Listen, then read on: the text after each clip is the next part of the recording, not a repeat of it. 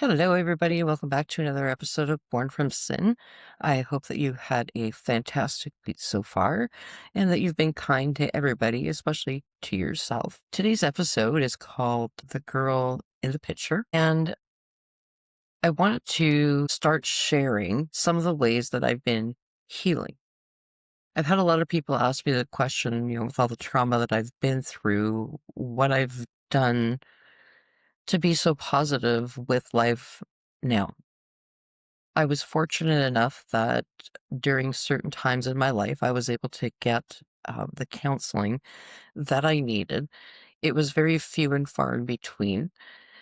But I think the thing that has helped me the most to heal throughout my life has definitely been music. I don't even know how to explain it sometimes. Just for an example, when I found out a few weeks before my mom had passed away, that she was very ill, she was full of cancer, and that she didn't have very long to live. I hung up the phone after talking to the doctor, and I looked at my husband. I said, "Listen, I just need to get out of the house. I need to go for a ride somewhere." And he says, "Yeah, absolutely. I just needed to go clear my head. Didn't want to be staring at the four walls." So we hop in the car, and I'm obviously emotional because I know that this is now the end for my mom. There's no coming back from this one like before. So it was very overwhelming for me. And I was trying my best to hold it together, but I'd start crying a little, here and there, and then I was just like, okay, I need to shake this off. Like I need to just clear my mind, enjoy the beautiful day, and enjoy the sunshine. And all of a sudden, we're going down the highway, and doesn't the song I Am Not Okay by Jelly Roll come up? And that was it. That was the end of me right there. I just broke down and cried so hard. It was just the timing of the song and what I was going through at that particular moment. I just really I wasn't okay. I was struggling. I was trying to figure out, was I gonna be able to make it to Ontario? Was I knew I couldn't fly there. I couldn't drive because I didn't have my license anymore, and the train would have taken too long, and although I could have taken the bus by the time that I would have left New Brunswick, transferred in Quebec, transferred in Ontario, and then transferred to one more time to get to Sudbury, chances are she wouldn't have made it. So having to take time off work, and it was just it was a lot. And that song came on, and I lost it. And sometimes we just need to cry. We just really need to just let it all out because it helps cleanse our soul. Like it helps us feel what we need to feel. I used to not cry a lot when I was a kid because I used to be told, "Stop crying or I'll give you something to cry about." And those are pretty big words to me because I already went through a lot as it was, so I knew that if I didn't stop crying about whatever situation I was going through, it was only gonna get worse. So I stopped crying. And for years, I held my emotions in. And as I didn't cry in front of others. I would cry on my own because I was very ashamed. I thought that I looked ugly when I cried. That's just how I felt because, I mean, you're blubbering your face off and you definitely don't look gorgeous, but I don't know, my face just goes all weird when I cry, and I don't like the way it looks. So for years, I sat in a corner, um, of the shower or just in the tub or whatever and cried on my own, where people didn't have to see or hear me crying because I needed to I needed to cleanse my soul, but I was ashamed to do it, and I I don't know, those words, "If you don't stop crying, I'll give you something to cry about," just really stuck in my head for years, and now I am not ashamed of crying. If I need to cry, I cry. And lately, I have been crying at, like, the weirdest things. There was a Tim Hortons commercial on the other day, and it starts off where it's this gentleman that goes and gets himself a coffee in the morning, and he's sitting down, he's about to watch, the World Olympic Games, and his little girl gets out of bed, and she's just, a tiny little thing, and she sits up and she starts watching it with him. And this goes on a yearly, on a yearly basis throughout this little girl's life. And all of a sudden, he wakes up one morning and his little girl is now, an adult and she's grown up and she's moved out. So he gets up and he's about to go out to get his morning coffee like he did every other year. And there she is standing there in the driveway with coffee waiting for him. And I broke down and bawled. I just even now talking about it just makes me emotional because I never had that kind of bond. And I don't know, call it jealousy. I don't know, but I cried. And I'm still, even now, I'm just choking up over it.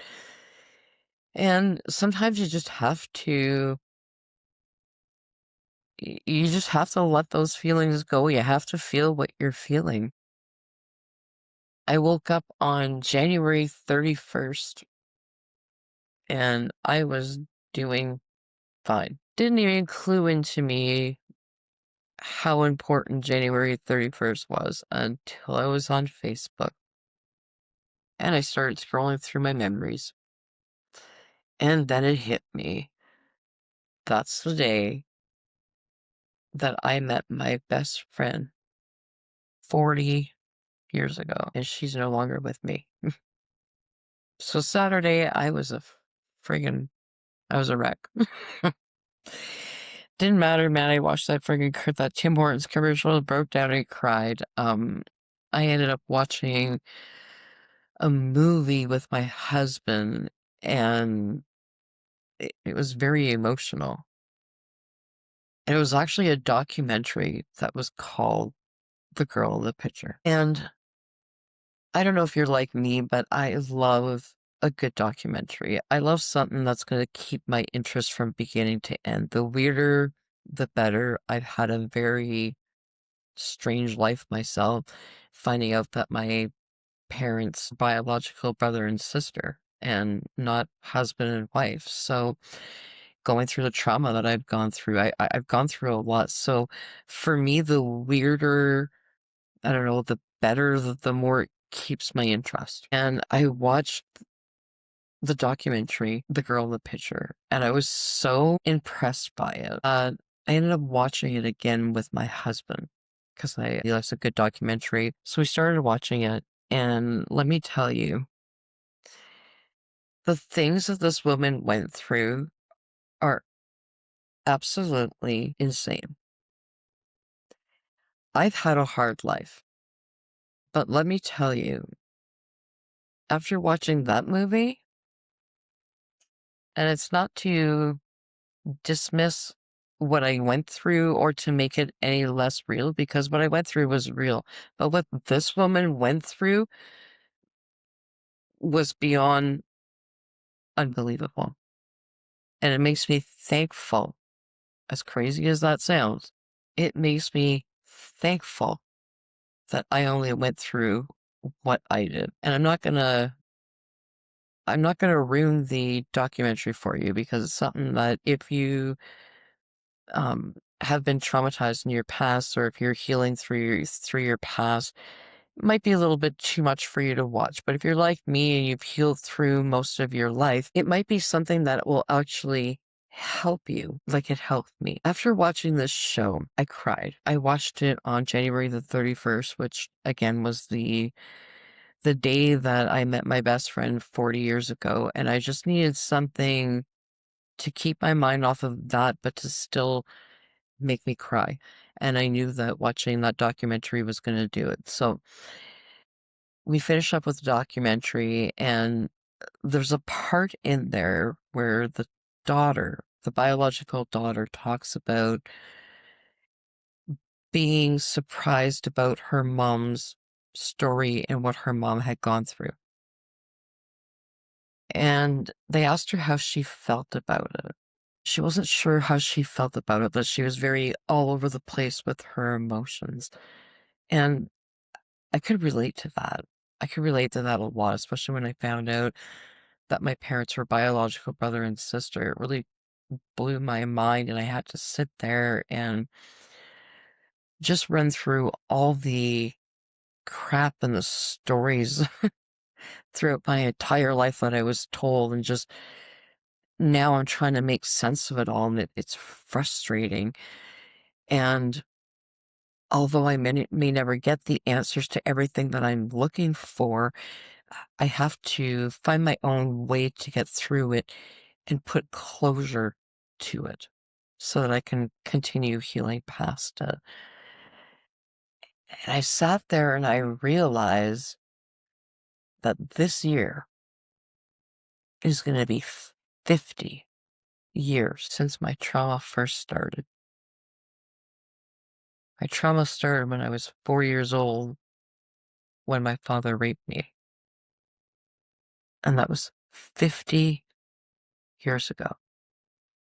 That's a whole lifetime ago. And it really makes you appreciate that you had a life that you were actually able to get through, because the woman that this documentary, the girl in the picture, is based on, she wasn't as lucky. And the torture that she went through, I can't imagine how much of an amazing survivor she would have been had her life not been taken from her. Just something to think about.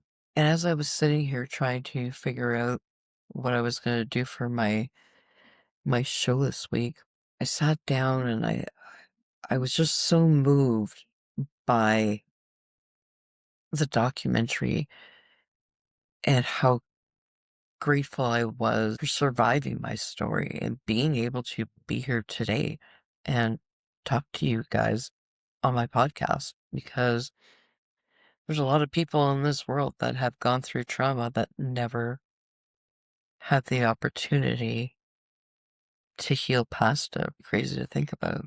And again, a lot of people have asked me how I've healed through certain parts of my life. For many years, my mom used to say to me, it doesn't matter what you've been through, there's always someone out there that's been through worse. And that phrase always stuck with me for a very, very long time, simply because I had already been through a lot, and I couldn't, for years as a child, I could never think of how someone could be going through worse than what I was until I became an adult. And I got to see that friends of mine, acquaintances, movies that you watch that are based on true life stories. A lot of these people have had it a lot worse than what I did. And that movie, the girl in the picture, was a very big eye opener for me. Crazy to think that a documentary is going to, open your eyes to appreciate being alive and having another day to tell your story and have another day to share your life with others and give them positivity and, inspire them hopefully to continue on and to keep, keep fighting the fight. Keep on keeping on. That's my famous one. Keep on keeping on. And after I watched the movie, I sat down and I wrote a poem. I've been doing a lot of poetry lately, so If you're interested in it, you can check it out over on my Facebook. But I literally wrote a poem and it's called The Girl in the Picture. And I'm just gonna read it here from my phone. She stares with eyes too old for her age, frozen in time, trapped on a page. The girl in the picture doesn't smile. She's been hiding pain a long, long while. Shadows behind her, stories untold, hands that trembled, nights too cold. But the tears dried up and the light crept in. She learned to breathe through the hurt within. She walks through fire and doesn't burn. From every scar, she starts to learn. The silence broke, the scream got loud. She found her voice, she makes it proud. The mirror shows her face anew, not what she lost, but what she grew. And every time she falls apart, she paints new colors in her heart. A gallery of strength and grace. Where pain once lived, love takes its place. She's not the same girl in the picture. She's rising now, getting bigger. Piece by piece, she's stitching her soul. From broken glass, she's become whole. The past can't hold her. She's not a fixture. She's more than the girl in the picture. I hope you have a great week, and we'll see you next Thursday.